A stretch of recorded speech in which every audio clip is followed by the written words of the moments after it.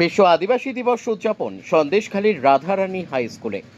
বসিরহাট মহকুমার সন্দেশখালীর 2 নম্বর ব্লকের রাধারানী হাই স্কুলে তৃণমূলের পক্ষ থেকে আদিবাসী উৎসব পালন এই দিনের সভায় ছিলেন বসিরহাট সাংগঠনিক জেলার সভাপতি বুরহানুল মাকাদিম, সন্দেশখালীর বিধায়ক সুকুমার মাহাতো, সন্দেশখালীর 2 নম্বর ব্লকের সভাপতি দিলীপ মল্লিক ও একাধিক তৃণমূল কর্মী সমর্থকরা।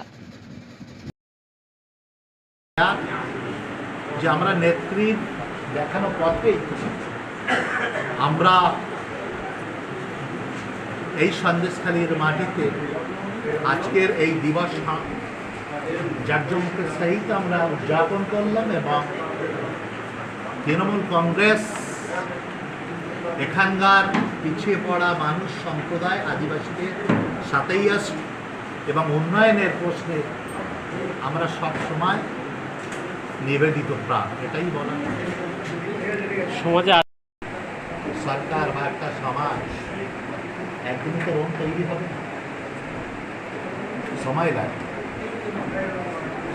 আমায় নেতা অভিষেক বন্দ্যোপাধ্যায় একটা কথা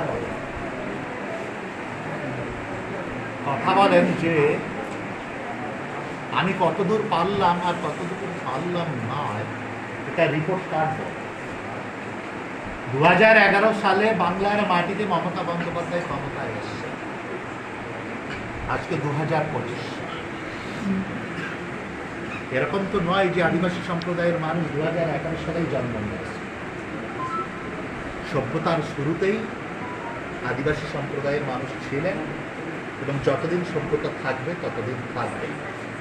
সময়ের নিরিখে আপনাকে ভাবতে হবে, বিচার করতে হবে।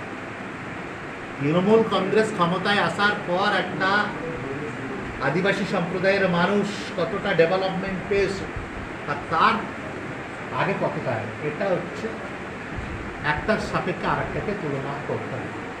2011 দল যেদিন ক্ষমতায় আসেনি সেদিন আমলাশালের মানুষ পিঁপড়ের ডিম খেয়ে বেঁচে থাকতো। আজকে আমলাশালের মানুষকে আর